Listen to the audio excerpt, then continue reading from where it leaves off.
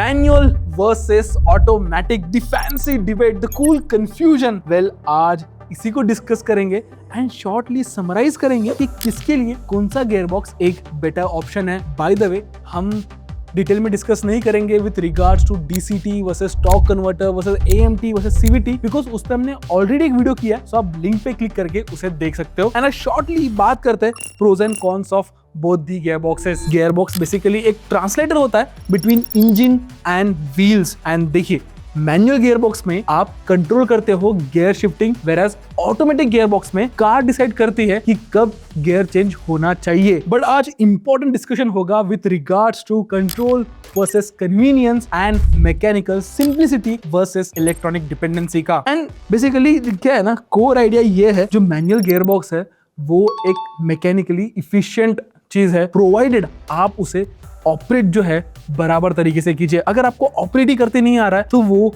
Efficiency कुछ काम की नहीं है, you will do more harm than good to your engine. Whereas automatic जो है वो सिस्टम डिपेंडेंट होता है and eventually it will only help you if you are inclined more toward convenience. अगर आपको गाड़ी चलाना नहीं पता है, आप नए ड्राइवर्स हो एंड आपके लिए कम्यूट जो है, कार जो है वो जैसे कमोडिटी है, then automatic is just fine. चलिए देन अभी सेकंड चैप्टर में बात करते हैं with regards to power delivery and response. तो देखिए, मैनुअल ट्रांसमिशन के साथ आप डिसाइड करते हो कि आपको कब डाउनशिफ्ट करना है, कब इंजन को रेव करना है, एंड इससे रिजल्ट ये निकल के आ जाता है कि आपके पास इंस्टेंट टॉर्क का एक्सेस रहता है एंड प्रिडिक्टेबल एक्सेलरेशन जो है आपको मिलता है, and hence you will have relatively more control than the automatic gearbox, because automatic gearbox में कार खुद कैलकुलेट करती है with regard to throttle input, speed and load। पर then अभी उसके बाद बात करते हैं hit, wear and tear and longevity की। क्लच जो है उसका ही मेन वियर एंड टियर होता है एंड क्लच रिप्लेसमेंट का कॉस्ट जो है वो अराउंड 5,000 से लेके 15,000 रहेगा, depending upon the car end variant you choose. And ये जो सिस्टम है बहुत ही रिलायबल है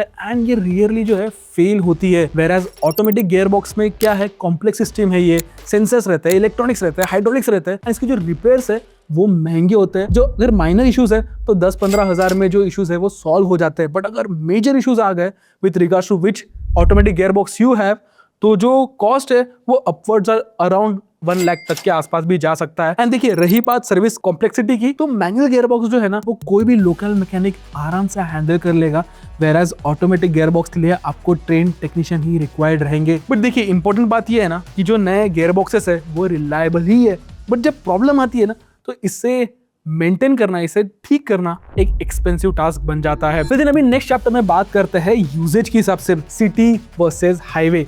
तो देखिए, सिटी ड्राइविंग में मैनुअल ट्रांसमिशन के साथ आपको कांस्टेंट क्लच यूज करना पड़ेगा एंड इससे ऑफ कोर्स फटीग बढ़ेगा and to some extent frustration भी बढ़ेगा अगर आप ट्रैफिक में ज्यादा चलाते हो तो। बट देखिए, अगर आपके पास ऑटोमेटिक गियरबॉक्स हो तो आपको कोई क्लच यूज नहीं करना है, ज्यादा स्ट्रेस नहीं होगा एंड आपको रिलैक्स ड्राइविंग मिलेगी। आप सिटी में ज्यादा चलाते हो तो क्लियर विनर आपके लिए ऑटोमेटिक गियरबॉक्स ही है, बिकॉज जो आपको कन्वीनियंस मिल जाता है वो जनरली बहुत रिलैक्सिंग रहता है। बट हाँ, अगर आप हाईवे ड्राइविंग ज्यादा करते हो तो manual gearbox is a better option, because आपको ज्यादा कंट्रोल मिलेगा, not just for the sake of overtaking but also for the sake of engine braking as well. But देखिए, ऑटोमेटिक गियरबॉक्स का क्या है, ऑफकोर्स आपको स्मूथ क्रूजिंग तो देगा, बट उसके साथ आपको जो कंट्रोल है वो थोड़ा ही सही कॉम्प्रोमाइज करना पड़ेगा। सो ऑफ कोर्स अगर आप हाईवे टूरिंग ज्यादा करते हो, घाट्स में गाड़ी ज्यादा चलाते हो, तो प्लीज आप मैनुअल गियरबॉक्स के साथ ही गाड़ी ले लीजिए। बट हाँ, अगर आपका सिटी कंडीशन में ज्यादा ड्राइविंग है तो please go with the automatic transmission. And यहाँ पे मैं एक चीज जरूर कहना चाहूंगा कि ड्राइवर स्किल जो है ना वो मैटर करती है ज्यादा than the gearbox type. So please अपने स्किल्स पे भी ध्यान दीजिए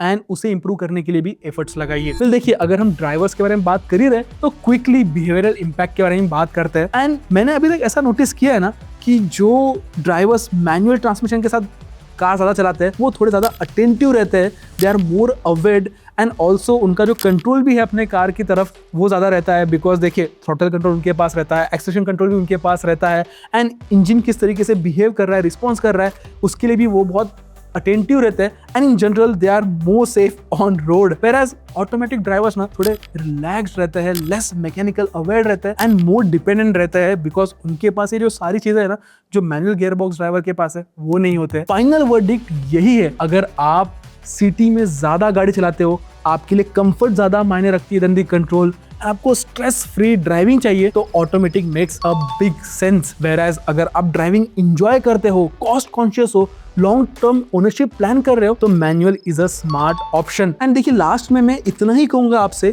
कि प्लीज आप खुद को जज कीजिए कि आपका कॉन्फिडेंस लेवल कहां पर है एंड अपने कॉन्फिडेंस लेवल के हिसाब से ऑपरेट कीजिए। देखिए सब लोग कहेंगे कि मैनुअल में ज्यादा कंट्रोल है एंड ऑल दैट, जो ऑटोमेटिक गियर बॉक्स के साथ कार्स आएंगे वो रिलेटिवली 1 से 1.5 लाख एक्सपेंसिव ही रहेंगे। एंड आप इसे इस तरीके से देखिए कि लॉन्ग टर्म में आपको ज्यादा कन्वीनियंट क्या रहेगा।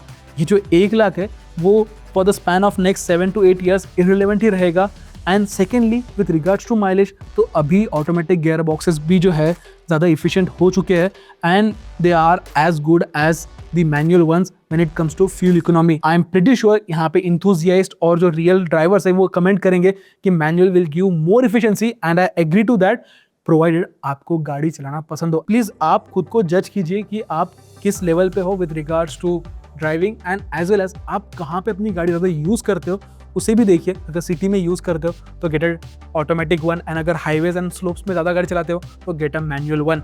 वेयर एज कैसा लगा आपको ये वीडियो वो भी हमें कमेंट सेक्शन में ज़रूर बता दीजिए कि क्या आपको ये वीडियो हेल्पफुल लगा भी या नहीं।